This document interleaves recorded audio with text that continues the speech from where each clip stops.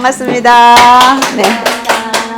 네, 우리가 그동안 독립운동가를 계속 해와가지고 사이에 잠깐씩 이렇게 다른 역사 이야기도 해보도록 하겠습니다. 오늘은 고려시대 여성사를 하도록 하겠습니다. 제가 그 대학원에서 듣는 수업 중에 한국인의 생활사라는 수업이 있어요. 그 수업 중에 제가 여성사를 이제 공부를 하게 됐는데 어느 시대를 할까 하고 이제 제일 가까운 조선시대 보니까 열불나서 도저히 공부할 수가 없어. 너무 열불나. 그리고 지금이랑 똑같아.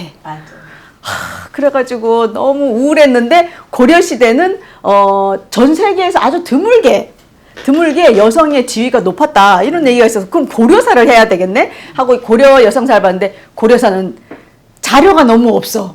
네, 그래가지고 좀 아쉽긴 한데 네, 그래서 고려시대 여성사를 오늘 해보도록 하겠습니다. 그래서 이 고려시대 여성사를 제가 준비하면서 읽은 책은 뭐냐면 사람의 문이라는 출판사에서 나온 글로벌 시대에 있는 한국 여성사라는 책에서 고려시대를 중심으로 했고요. 그 다음에 이제 뭐 손여림님이라든지 여러분의 그 논문이 있어요. 그래서 그 논문을 좀 보고 그리고 마지막으로 천추태후에 대한 얘기는 요 이덕일 세상을 바꾼 여인들이라는 책에서 천추태후에 대한 이야기를 바탕으로 해가지고 오늘 수업을 한번 해보도록 하겠습니다. 네, 제일 처음에 이제 고려시대 여성사다 보니까 고려시대의 전반적인 개괄을 한번 좀 할 텐데요.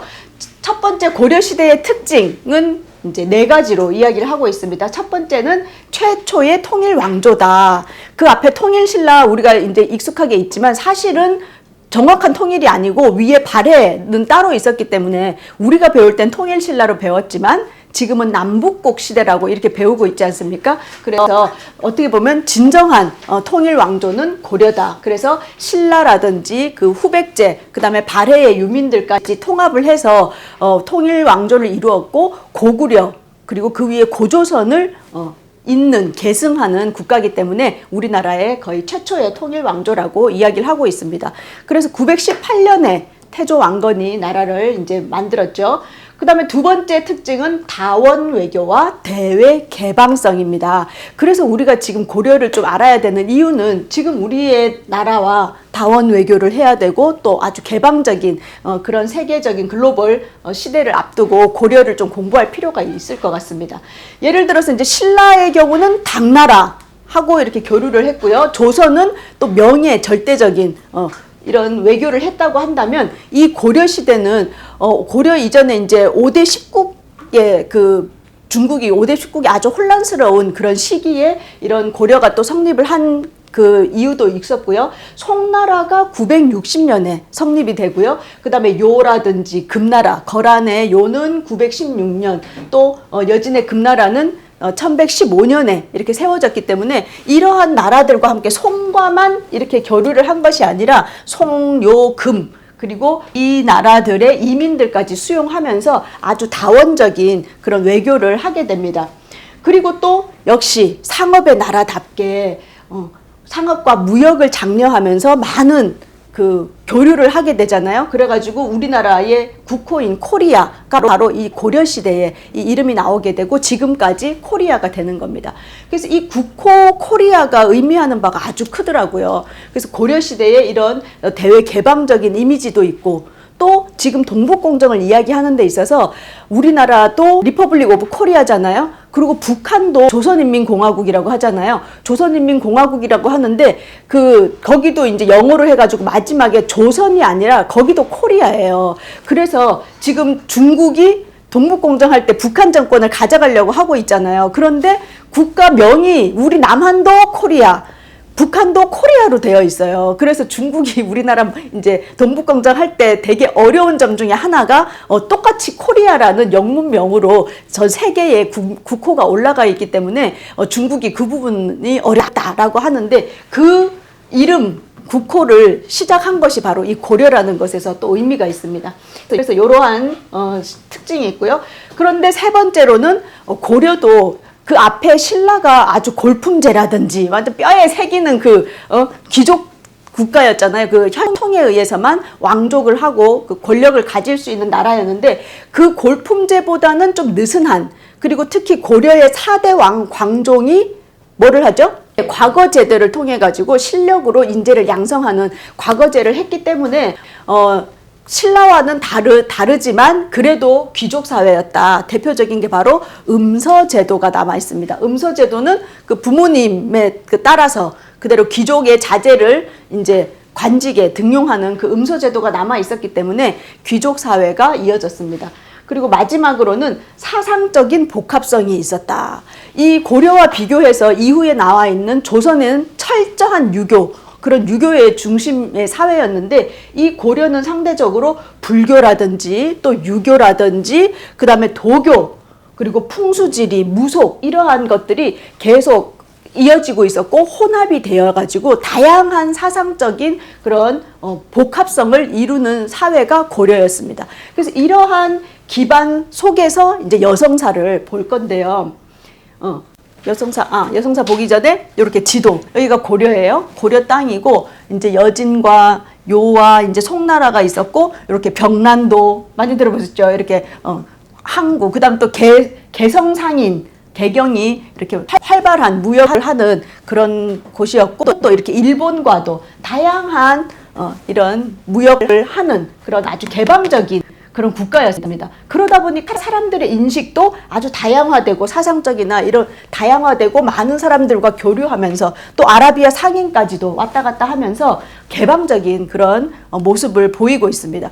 그래서 이러한 고려에 대한 기록들은 대부분 이제 고려사 남아있는 책은 이제 고려사라는 이 사서와, 근데 이 고려사라는 것은 세종 때 짓기 시작해가지고 세종 때 태종, 세종, 문종 때 완성이 되거든요. 그래서 아무래도 이 유교적인 입김이 많이 들어간 것은 사실입니다. 그래서 이러한 고려사를 바탕으로 해서 기록이 조금 남아 있어요. 우리가 거란이라든지 몽골 막 이렇게 쳐다오고 이러면서 많이 이 사서들이 기록들이 남아 있지가 않은 게 참 안타까웠습니다. 그래서 이 고려사의 기록을 바탕으로 하고 또 고려시대에 이 고려를 공부하다 보면 반드시 나오는 게 묘지명이라는 거예요.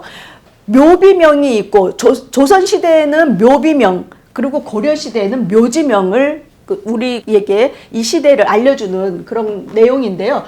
묘비명은 그 조선시대에 묘 밖에다가 돌을 세워가지고 누가 죽었고 뒤에 이렇게 좀 쓰잖아요. 근데 고려시대에는 이때는 불교였기 때문에 장례 풍습이 화장을 해가지고 그 유골함을 이제 땅에다가 이렇게 묻는다든지 이렇게 하는 겁니다. 그렇기 때문에 앞에 묘비를 이렇게 막 세울 수가 없어요. 그래서 땅 속에다가 같이 사람이 죽었을 때 같이 묻는 게 묘지명이에요. 그래서 이제 뭐 홍수가 난다든지 아니면 뭘 발굴을 했다든지 할 때 땅속에서 나오는 것이 이 묘지명입니다. 근데 이 묘지명에 여인의 이름이 딱 한 사람이 나오는데 그 사람 이름이 염경애예요. 이 염경애 1148년에 살던 사람인데 이 묘지명이 이제 나오면서 이 사람의 삶을 쓰고 있어요. 그래서 이 사람을 보면 뭐냐면 남편이 이 부인이 죽어가지고 이 부인을 그리워하고 애통해하면서 쓴 글이에요.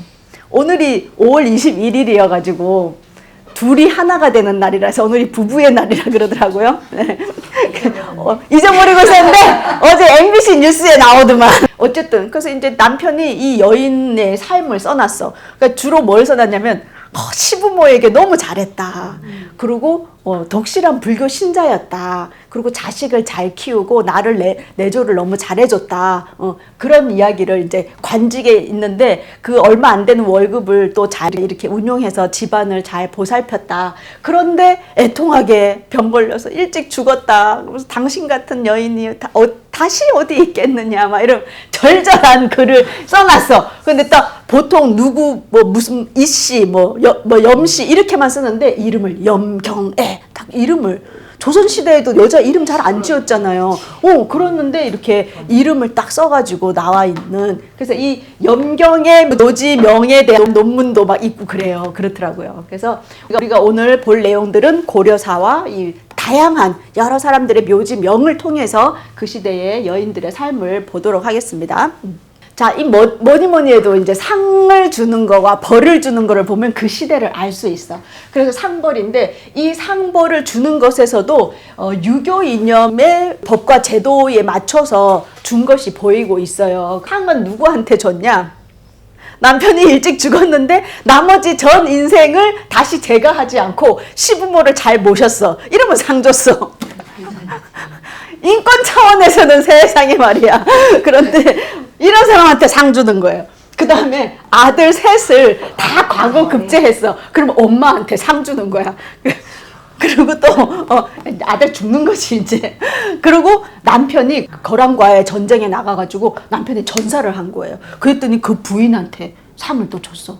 그리고 또 아들을 그냥 많이 낳으면 한꺼번에 많이 낳은 여인에게 상을 줬다는 기록이 있습니다. 그러니까 다둥이 아들을 한꺼번에 많이 낳은 여인에게 상을 줬어요. 그러니까 시부모에 잘하고 자식 잘 키우고 남편 나라 일 잘하게 하고 아들 많이 생산하면 여자에게 상을 줬어.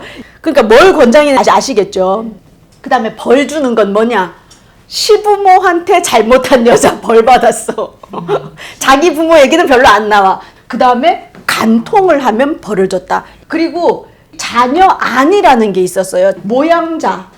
그러니까 자녀 해가지고 이 자녀라는 거는 이렇게 막 많이 꾸미고 좀 행실이 바르지 않은 사람을 자녀라고 불렀더라고요. 그 자녀, 간통한 여자의 이름을 써놓는 명부가 있었대요.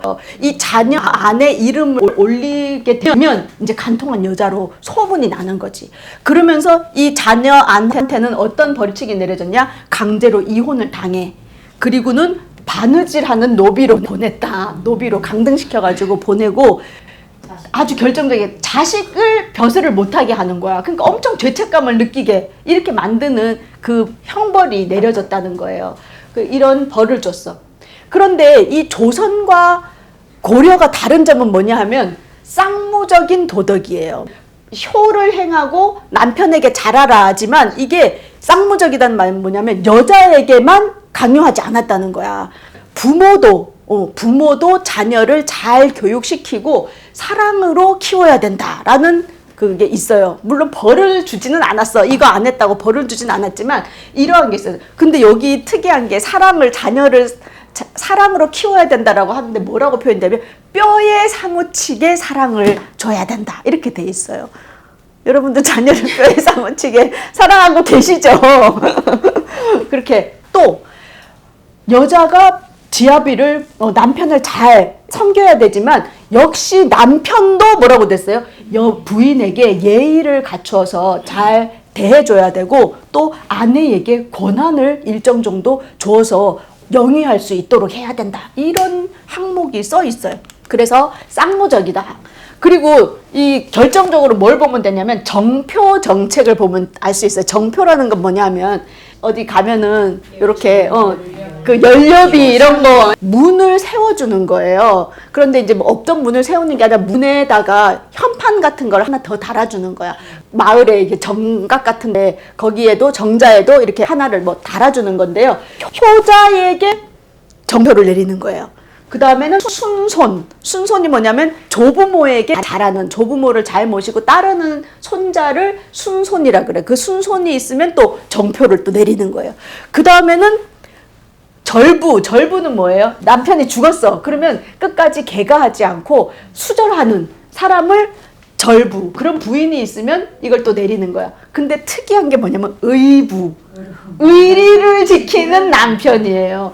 부인이 일찍 죽었다. 그러면 당연히 재가를 할 것 같잖아요. 근데 부인이 죽었으면 그 부인을 잊지 못하고 다시 재혼 안 하고 끝까지 죽을 때까지 하는 남편에게 주는 게 의부 정표가 있었대요.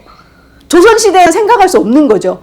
그렇기 때문에 고려시대에는 이렇게 남자와 여자를 동등하게 많이 대우했다는 것을 알 수가 있습니다. 그래서 이제 혼인과 가족제도가 그럼 어땠는지를 보면 첫 번째가 조선하고 아주 다른 게 자유연애예요. 조선시대는 뭐예요? 서로 집안끼리 해가지고 첫날 밤에 얼굴 처음 봤다 이런 거 많잖아요. 집안과 집안끼리 서로 이렇게 했는데 이 당시에는 뭐냐면 자유연애가 있었어요.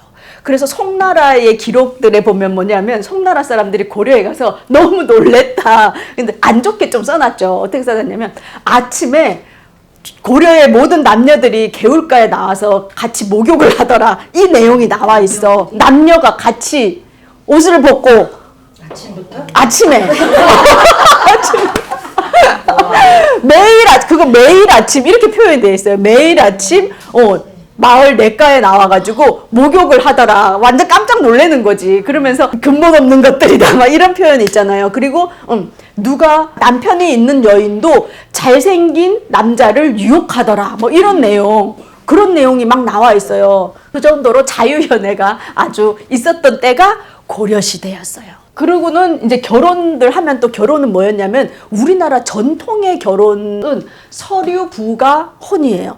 왜냐면 사위가 이제 여자의 집으로 가서 거처 하는 거야. 이거를 이제 남기 여가 혼이라고도 하고 그다음에 솔서 혼이라고도 표현을 하거든요. 이렇게 뭐냐면 다 장가를 가는 거였어요. 조선시대 후기에 와서 시집까지 시집 가고 하는 거지. 이때는 다 우리나라의 전통은 처가살이였어. 처가살이. 그래서 중국의 부계제와 비교를 했을 때 이게 더 맞는 것 같아요. 왜냐하면 결혼을 해가지고 자녀를 여자가 낳잖아요. 그러면 그 자녀를 키우는 사람은 부인이잖아요. 여자기 때문에 여자의 마음이 아주 제일 편해야 돼. 그럼 시댁이 편하겠어요? 친정이 편하겠어요? 친정이 편하잖아요. 그러니까 지금 다시 돌아오는 것 같아. 요새 결혼해가지고 다 남녀 맞벌이잖아요. 그러다 보니까 손주를 누가 봐줘요? 대부분 친정 엄마가 봐줘서 요새는 다 친정 근처에 집을 구해가지고 살잖아요. 그리고 저는 이제 아들만 둘 있어가지고 이제 큰일이야. 우리 아들들 둘 다 한편으로는 편한데 다 이제 처가 장인 장모 눈치보고 살게 생겼어. 근데 옛날에 이랬다는 거예요. 아주 여성 친화적인 그런 것이었다. 근데 이제 조선 초에 점도전이 기록에 남겼어. 뭐라고 했어?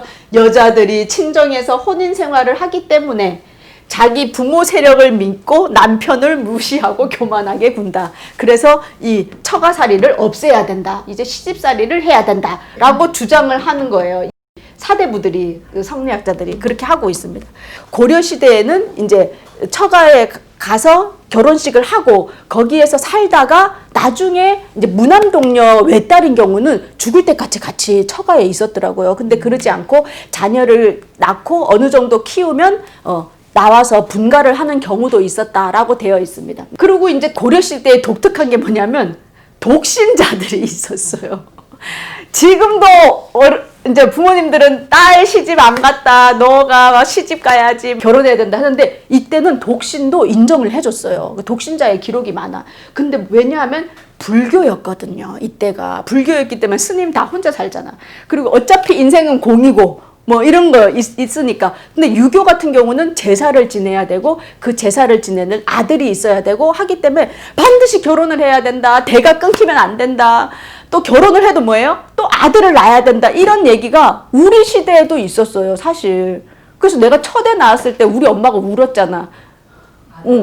아들 낳아서 이제 됐다. 이렇게. 내가 공부하다 보니까 우리 지금 우리 부모 때는 조선시대에 거기에 얽매여서 살고 있어. 그런데 이제 이때는 그러지 않았다는 거예요. 그래서 예를 들어서 이제 기록에 남아있으면 인종의 외손녀는 결혼하지 않고 혼자 살았다. 그러면서 아버지를 극진하게 모시면서 평생 독신으로 살았다라고 되어 있어요. 그리고 관리 중에 아주 뛰어난 머리를 가진 과녀라는 사람이 있었는데 이 사람은 뭐 경전부터 시작해가지고 종교, 학문, 시, 서화에 능했고 또 천문학부터 시작해서 과학도 잘 알고 이런 아주 똑똑한 사람이었는데 이 사람도 홀로 결혼하지 않고 독신으로 자유롭게 살았다라고 되어 있어요. 자유롭게라는 표현이 그러니까 긍정적인 거죠. 어떻게 보면 그렇죠. 그렇게 살았던 독신자들도 있었고 인정을 해줬던 시대가 고려시대라는 겁니다. 그래서 이제 이렇게 뭐 남편이 처가살이를 하다 보니까 어떻게 되냐면 양측적 친족 관계가 이어졌다는 거예요. 양측적인 게 뭐냐면 부계만 중요한 게 아니었어. 모계도 중요했고 처계라는 말이 있을 정도로 그게 중요했어요. 그리고 또 유교처럼 이렇게 제사를 지낼 필요가 없기 때문에 뭐예요? 양자를 굳이 드릴 필요가 없었어요. 우리가 지금 독립운동사 계속 쭉 공부하고 있지만 뭐 주시경 선생도 양자로가 뭐 우리 이회영 일가에서도 또 보면 저 큰 집에 아들이 없어서 양자로가 다 양자로들 가잖아요. 그게 1900년대까지도 양자가 있었단 말이야. 그런데 이 고려에는 굳이 양자가 필요가 없었어. 그런데 조선시대에는 친부모는 1년, 나머지는 뭐 8개월, 6개월 이렇게 쭉 줄어들어요. 그런데 고려시대에는 친부뿐만이 아니라 외부, 외할아버지, 뭐 외할머니 이런 외부, 그 다음에 장인 장모가 돌아가셔도 똑같이 상복을 1년씩 입었다는 거예요. 그러니까 이걸 다 똑같은 레벨로 봤다는 겁니다. 그리고 또 중요한 것은 이 귀족 사회라 그랬잖아요. 음서제도는 바로 조상이 관직에 있으면 그 후손들도 관직에 오를 수 있는 거였는데, 이 조상이라는 것이 바로 외가까지도, 외가에서 파워가 있으면 그게 자기한테 음서가 적용이 되는 거야. 그러니까 어떻게 되겠어요? 외갓집도 중요한 거가 되는 거야. 출가 외에는 조선시대야. 이 시대에는 이제 친정에서도 파워가 있어야 되는 거, 외가에서도. 그리고 또 소수 집단의 특권을 유지하기 위해서 근친혼을 엄청 하잖아요. 태조 왕건이 결혼해가지고 부인이 몇 명? 29명의 부인을 두게 되는 거예요. 왜냐하면 그 이제 지방의 호족 세력이었기 때문에 그 파워를 넓히면 어떻게 하면 내 파워가 커질까? 다 그냥 나랑 결혼해가지고 다 친척을 맺어버리는 거지. 그래서 파워를 키웠기 때문에 29명만 결혼했기 때문에 처음에 근친혼이 아주 많아지게 됩니다. 어쨌든. 그리고 또 결정적인 게 이 논문이 따로 나오는, 고려시대의 여성의 경제력이라는 논문이 따로 있을 정도로 이 남녀 균등의 재산 분배예요. 보면 그렇잖아. 우리도 보면 사실 솔직하게 말해서 아무리 도덕적이고 이래도 경제력이 파워인 거죠. 그래서 이 시대에도 이러한 그 친족이라든지 음서제도도 영향이 있었지만 뭐니 해도 중요한 건 뭐였어? 머니였어. 경제력, 남녀 균등 재산 분배가 있었던 거예요. 조선시대, 조선 후기에는 뭐예요? 장자에게 몰아주잖아요. 장자상속. 그게 임진왜란 이후에 그렇게 몰아주게 됐지, 그 이전까지는 남녀 균분 재산 상속이었어요. 그래서 뭐라고 하냐면 고려사에 이런 기록이 있어. 마땅히 나눠야 할 재물의 몫을 공평하게 나누지 않는 자는 재물의 양에 따라 곤장을 맞거나 도형에 처한다. 이런 기록이 있습니다. 균등 상속. 이거 언제 다시 되냐면 상속제가 1990년이 돼서야 그 법이 바뀌어요. 그래서 부인한테 1.5배, 자녀한테는 남녀를 따지지 않고 균등하게 나누어 주는 거, 1대1대1로 나누어 주는 게 1990년에 와서야 바뀐다니까. 근데 이 고려시대에 균분 재산 상속을 했다는 겁니다. 자, 그러다 보니까 이제 호주가 여성도 호주가 됐었어요. 우리나라 호주제는 언제 바뀌어? 2005년 돼서야. 이 시대에도 여성이 호주였어요. 그래서 아들, 딸 구분 없이 호적에는 어떻게 올라가냐? 순서대로, 태어난 나이 순서대로 호적에 올라가는 거예요. 그렇기 때문에 여성 호주도 있었어. 그리고 윤회봉사라 그래서 제사를 어떻게 지내냐면, 아까도 말했지만 절에서 이렇게 제사를 절에서 지냅니다. 그러니까 굳이 아들 이런 게 필요가 없었던 거예요. 그래서 아들, 딸이 돌아가면서 이 제사 비용을 대는 거예요. 오늘은 이번은 누님이 되세요? 다음은 남동생 네가 할 차례다? 이렇게 해가지고 절에서 지냈습니다. 그래갖고 제사의 대상도 마찬가지로 시부모만 지내는 게 아니야. 친정 부모님도 지내. 그리고 할아버지 할머니만 지내는 게 아니라 외할아버지 외할머니도 지내요. 그러니까 남녀가 똑같았어. 지금보다 더 선진적이죠. 고려가. 천년이 더 좋았어. 내가 이거 공부하면서 진짜 이거 정말 관습이었구나. 그 관습에 얽매여서 내가 진짜 그랬구나 이런 생각이 들더라고. 자, 부부 별산제라 그래가지고 아들하고 딸하고 똑같이 재산을 나눠주잖아요. 그리고 이 나눠준 재산을 가지고 시집을 가잖아. 시집을 가도 내 재산, 부인 재산 따로인 거야. 아빠 재산 따로, 엄마 재산 따로. 나중에 그 상속을 시킬 때도 부변전례, 모변전례라 그래가지고 아빠한테서 받은 재산, 엄마한테서 받은 재산, 이게 따로 가지고 있는 거예요. 그러니까 자식 입장에서도 뭐예요? 아빠한테 올인하는 게 아니라 엄마한테도 잘하게 되는 거예요. 그런 게 있었습니다. 그리고 여성에게 상속된 재산은 혼인 후에도 개인 재산이야. 우리는 막 부부가 니께 내게 어딨노? 니께 내 거고 내게 내 거지. 남자들은 이제 이렇게 하죠. 그래가지고 남자들이 다 이렇게 하는데 그게 아니고 나중에 개인 여자가 가지고 올 수 있었기 때문에 여자가 절에다가 막 시주하고 이런 거 있잖아요. 그리고 고리대 이런 것도 여자가 돈 굴리는 거 이런 것도 옛날에 혼자 다 할 수 있었다는 거예요. 예를 들어서 뭐 이혼을 했다거나 이러면 다시 가져가. 자기가 받아왔던 돈 있잖아요. 다시 다 가져갈 수 있었고, 자녀가 없을 경우에는 어때? 이 여자가 죽었어. 그러면 자녀가 없을 경우는 다시 친정의 귀속이 되는 거야. 그만큼 친정의 파워가 있었다는 겁니다. 자, 그렇다면 이제 이렇게 재산을 상속받는 건 요렇고, 그럼 그 재산을 불리는 거는 어떻게 됐냐? 가의 구성 요소를 이제 세 가지로 그 논문에서는 나눴는데요. 인적 구성은 가속, 그 다음에 물적 요소는 가업, 그 다음에 정신사회적인 거는 가풍이라고 해서 이제 세 개로 나누는데, 인속은 이제 태어나서 이제 구성이 되는 거고, 이제 가업이 있는 거예요. 이 가업이 있는데, 가업에는 이 시대에는 그거예요. 그 밭 깔고 이거 배 짜고 이거예요. 그래서 남경여직, 남자는 밭을 갈고, 그 다음에 여자는 배를 짜고, 그런 거였어요. 그래서 이때도 결혼을 할 때 기록에 보면 며느리를 맞이하는데 어떤 며느리가 1등, 2등이냐? 1등은 경제력이 있는 부잣집 딸내미가 1등. 두 번째, 길상 잘하는 며느리. 이거 배 잘 짜는 거, 이거 모시 이런 거 있잖아요. 그거 잘하는 사람을 2등 며느리였던 거예요. 그러니까 굳이 막 숭풍숭풍 아들 잘 낳고 이런 게 필요가 없었어. 뭐가 1등이야? 경제력이 1등이었어, 이 시대는.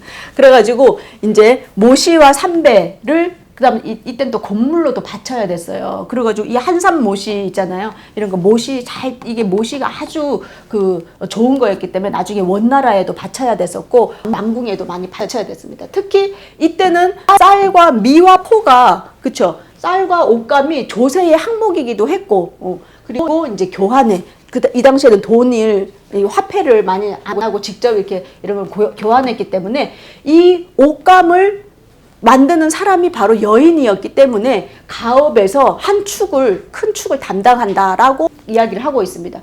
그리고 또 아까도 얘기했지만 고리대를 할 수 있었어요. 상속 재산이 있었기 때문에. 그리고 또 이 고리대를 종교적인 존재는 남자보다 여자예요. 그러다 보니까 여자가 더 불교에 귀의하거나 불교 신자가 많았거든요. 그러다 보니까 사찰과 이 여인들이 가깝게 지내게 된 거야. 그러면서 이 사찰도 나중에는 커져가지고 어떻게 해요? 고리대를 하게 되죠. 이제 그게 나중에 고려 말에 많은 폐해를 낳아서 유교 국가가 되는데 영향을 미치게 되죠. 그 다음에는 또 이 당시에는 뭐다? 상업과 무역을 활발히 해서 시장이 아주 발달됐습니다. 그래서 개성상인이라든지 이런 말이 나오고 병란도 이러한 것이 활발하게 됐는데, 여기에 직접 상품을 유통하고 판매했다는 그런 기록들이 나오는데, 이때 직접 여자가 가서 물건을 팔고 이렇게 했다는 거예요. 그래서 이자겸의 아닌가? 뭐 그 이자겸에 보면 그 어머니가 아주 나중에 막 횡포를 이제 파워가 세져가지고 횡포를 부린다라는 내용이 나오는데, 그때 보면 직접 가가지고 그 시장에서 좋은 물건을 자기가 가지고 오고는 제값을 치르지 않았던 거예요. 그래가지고 상인들이 나중에 원성이 엄청 자자했다, 그런 이야기가 나오는 것에도 보면 이 여자가 직접 시장에 나가가지고 활동을 할 수가 있었다는 것을 알 수가 있습니다. 그래서 이 당시에 이게 뭐냐면 금으로 만든 이게 귀집하는 거를 뭐로 만들어? 금으로 만들어. 누굴 위한 거야? 여인을 위한 거잖아요. 이렇게 했다는 거예요. 근데 이건 뭐냐면 고려 청자 많잖아요. 고려 청자 중에 이거 뭐야? 베개야, 베개. 세상에 그 비싼 고려 청자로 베개를 만들어서 비고 자네? 근데 이거 너무 불편할 것 같긴 해. 근데 이렇게 화려하게 만들어가지고 썼다는 거야. 이렇게 활발한 무역이 있었고 재산들을 이렇게 굴리고 있었다.